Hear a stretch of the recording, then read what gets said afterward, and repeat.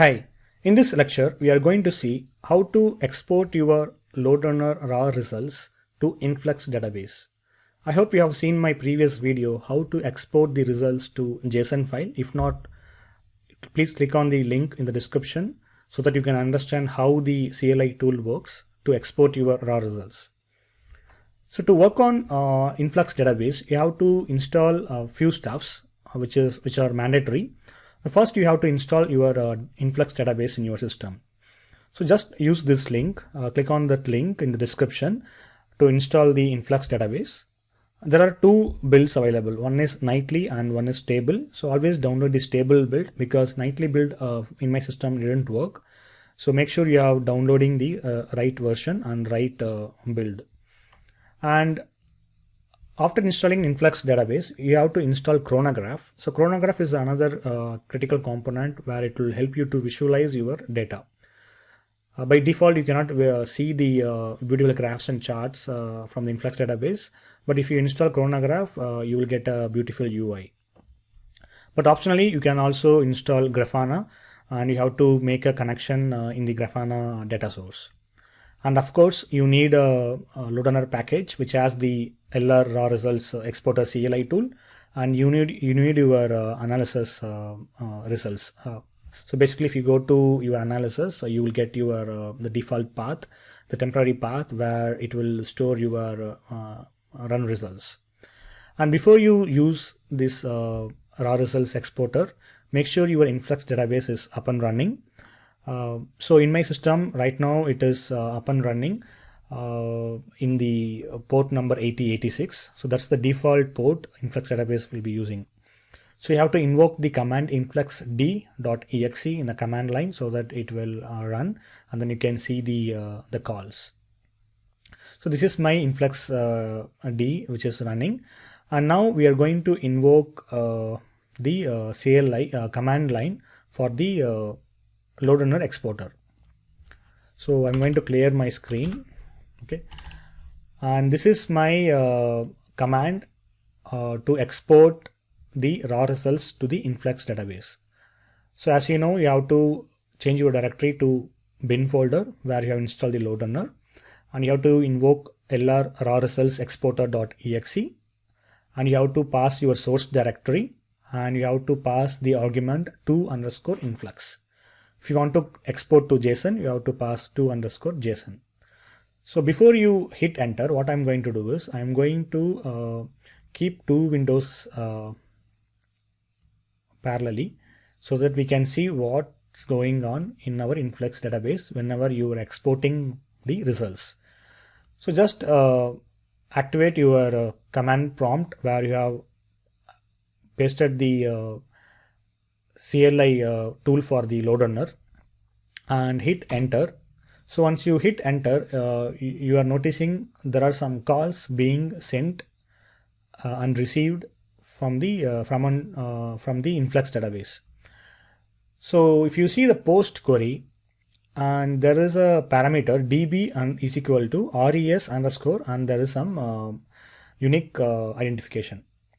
So this is the database name actually. So this is where you have to connect your data source in the chronograph. So just make sure you are noticing the last three digits, at least 145 in our case. Now we will see how you can visualize the data in chronograph. So just go to localhost 8888 port number. So this is where the chronograph will be up and running. So this is the home page of chronograph.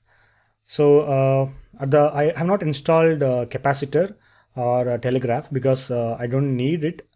But if you want, we can install capacitor and telegraph as well. So in the left side, you can see there are a lot of options available: host list, data explorer, dashboards, etc.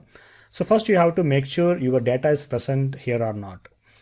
So just hover your mouse on the data explorer and click on it, and it will display all the databases which are connected to the Influx database. So here you can see, if you scroll down, you can see your 145 here. So this is where the database has been created for our LoadRunner raw results. So just hit and it will display all the measurements and tags.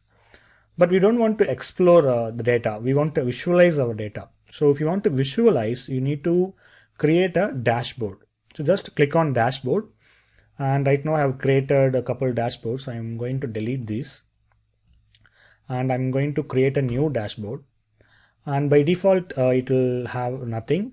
And the top right also you can see there are options available. If you want to change, you can change it. So you can change it to past 1 hour or so, and you can refresh every 5 seconds, etc. So right now my graphs are empty. So what I'm going to do is I'm going to add some data. Just hit add data, and at the bottom just click on your DB, which is ending at 145, and I'm going to select transaction in our case, just for the demo purpose. And if you expand the name, you can see all your transactions which you have created in your LoadRunner script. So right now I have 3 transactions I've added, so I'm going to add all 3, and I'm going to visualize my response time. So as you know, that's very critical in performance testing, response time. And if you see, there is one function has been added here. If you want to add more function, you can just click on the function, and I can add minimum, maximum. Yeah, so we'll add 3 and hit apply, and click on this save button. Okay, now expand this graph, and then you can zoom in to the particular transaction.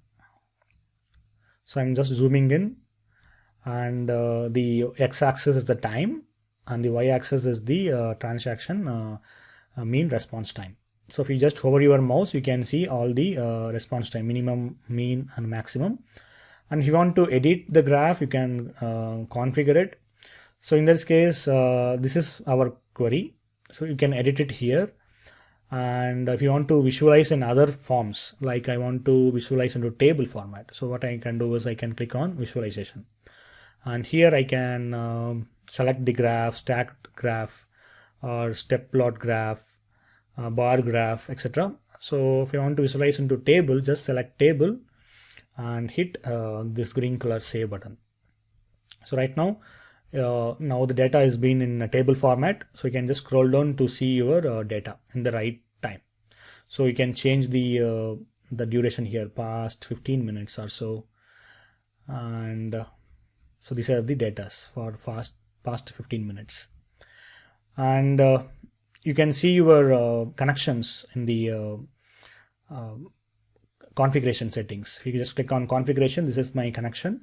So this is where the Influx database is running, localhost 8086. And if you want to add multiple sources, you can add it. And similarly, if you want to see the databases, you can use the command prompt as well.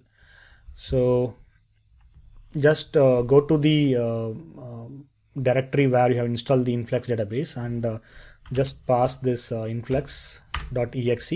So now you are in the Influx shell version. So here you can see so databases, and right now it is displaying everything. So here you can see your database 11145 or use res underscore 18090200145, and you can see show measurements. So right now it is displaying all the measurements. So you can visualize, you can use the command prompt as well. But if you want to graph charts, right, you can plot any kind of graphs. Also, if you want to compare multiple graphs in the same dashboard, you can do it by clicking on this add cell button. Just click on add cell, and then it will add the appropriate graphs in the same dashboard. So right now I have 3 graphs. All 3 are empty. So now what I'm going to do is I'm going to add multiple sources. So in the first graph, I'm going to add my transactions and the corresponding response time of minimum, maximum, and mean, and I'm going to hit save. So this is the first graph. Now I'm going to add second graph. I'm going to select the previous run, and I'm going to add the same transaction.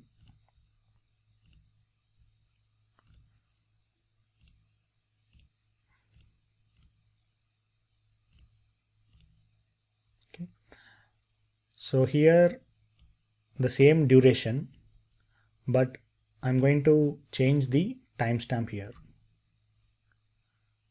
And I'm going to delete this third graph.